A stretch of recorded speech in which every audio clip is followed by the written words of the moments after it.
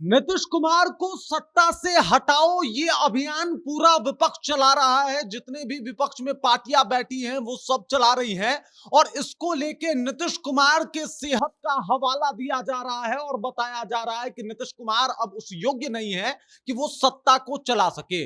13 करोड़ आबादी को किसी ऐसे व्यक्ति के हाथ में नहीं दिया जा सकता जो मानसिक रूप से ठीक ना हो।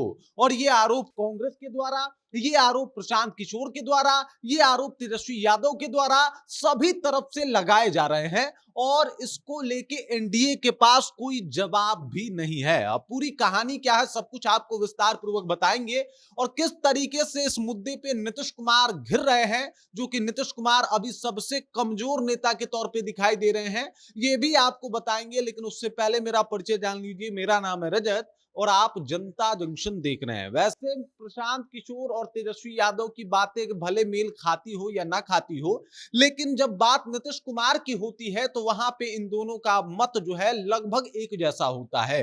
दोनों का मानना है कि नीतीश कुमार की सेहत अच्छी नहीं है। दोनों ये कहते हैं कि 13 करोड़ आबादी के ऊपर जबरन किसी ऐसे नेता को नहीं थोपा जा सकता जो मानसिक रूप से ठीक ना हो। और अब ये बात जो है, अब ये हवाला जो है वो कांग्रेस भी देना शुरू कर दी है कि भाई साहब नीतीश कुमार की तबीयत जो है वो ठीक नहीं है। बकायदा प्रेस कॉन्फ्रेंस करके ये बताया जा रहा है कि नीतीश कुमार के हाथों में तो सत्ता है ही नहीं। मतलब बिहार की सत्ता भी केंद्र ही जो है वो संभाल रही है और केंद्र ही डील कर रही है कि बिहार में क्या कुछ होना है और इसी वजह से नीतीश कुमार का कुछ चल नहीं रहा। ये एक बहुत बड़ा मुद्दा है जहां पे जेडीयू को लगातार इस तरीके से दिखाया जा रहा है कि जेडीयू की कोई हैसियत नहीं है। इसके पीछे का कारण यह है कि जेडीयू का सबसे बड़ा नेता, उसके मानसिक स्थिति के ऊपर सवाल खड़ा किया जा रहा है, जिससे जेडीयू कमजोर दिखाई दे रही है। अब आपको पूरी कहानी थोड़ा और विस्तार पूर्वक समझाते हैं। दरअसल नीतीश कुमार जो है इन दिनों अपने हरकतों को लेके काफी चर्चा में रहे हैं। जब वो आरजेडी में थे तब चिराग पासवान ने भी ये बात उठाया था कि नीतीश कुमार की मानसिक स्थिति ठीक नहीं है और उनको इलाज की जरूरत है।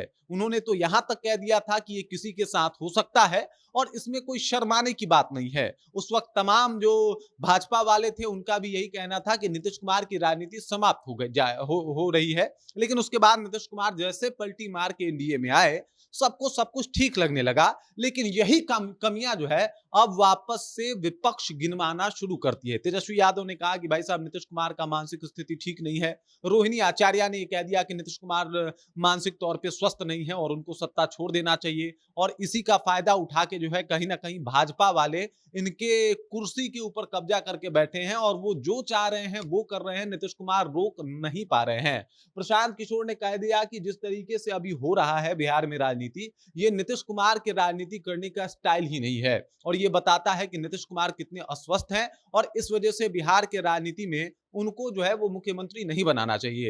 इन्होंने कहा कि भाई साहब जाहिर सी बात है कि एक मेडिकल का परीक्षा होता है कोई जॉब से पहले। मतलब एक आम इंसान को एक चपरासी बनना हो, ग्रुप डी में जो है वो नौकरी करना हो, तो उसके लिए भी उनको मेडिकल परीक्षा से होकर गुजरना पड़ता है। लेकिन क्या 13 करोड़ का जो मुखिया बनेगा, 13 करोड़ आबादी का मुखिया, 13 करोड़ आबादी वाले बिहार का मुखिया, क्या उसका एक मेडिकल टेस्ट नहीं होना चाहिए? उनको एक मेडिकल टेस्ट देना चाहिए कि नीतीश कुमार जो है वो मानसिक तौर पे स्वस्थ है। और कांग्रेस कह रही है कि भाई साहब ये लोग संभाल ही नहीं पा रहे हैं, बल्कि ये सत्ता जो है वो केंद्र से जो है वो कहीं ना कहीं डील की जा रही है। केंद्र से जो है वो उसको ठीक से जो है वो दुरुस्त किया जा रहा है। बाकी नीतीश कुमार का इसमें कोई योगदान नहीं है। यही बात प्रशांत किशोर का कहना है, यही बात तेजस्वी यादव का कहना है, यही बात कुछ टाइम पहले चिराग पासवान का कहना था। मतलब नीतीश कुमार के स्वास्थ्य को लेकर विधानसभा चुनाव से पहले एक बार फिर से बड़ा मुद्दा बनाने का जो है वो कोशिश किया जा रहा है। तभी तो कांग्रेस को प्रेस कॉन्फ्रेंस करके ये बात बतानी पड़ रही है कि भाई साहब नीतीश कुमार स्वस्थ नहीं है और नीतीश कुमार के बदले भाजपा उनकी सत्ता चला रही है, संभाल रही है। नीतीश कुमार का इसमें 1% भी योगदान नहीं है। नीतीश कुमार के सत्ता चलाने का स्टाइल अंदाज कुछ दूसरा था।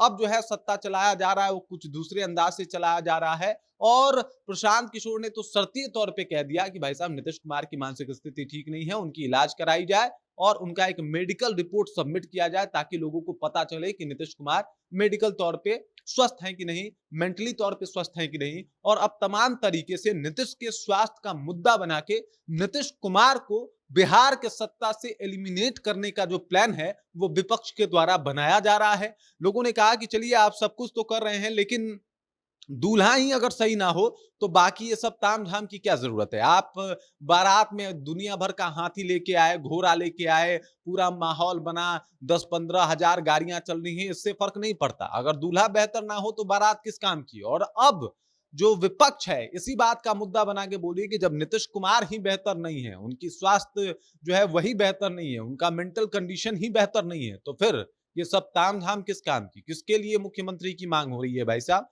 अस्वस्थ नीतीश कुमार के लिए। तो एक बार फिर से मुद्दा बन रहा है कि नीतीश कुमार अस्वस्थ हैं और नीतीश कुमार को इसी बहाने सत्ता से एलिमिनेट करना चाहती है आरजेडी, या फिर यूं कह लें कि कांग्रेस, या फिर प्रशांत किशोर अपने जनसुराज को भी इसी बहाने स्थापित करना चाहते हैं। बाकी इस खबर, इस जानकारी को लेके और आपको क्या लगता है, क्या नीतीश कुमार वाकई अब सत्ता नहीं चला सकते? कमेंट करके अपना विचार हम तक पहुंचा दीजिएगा। बाकी आप देख रहे हैं जनता जंक्शन और मेरा नाम रजत है।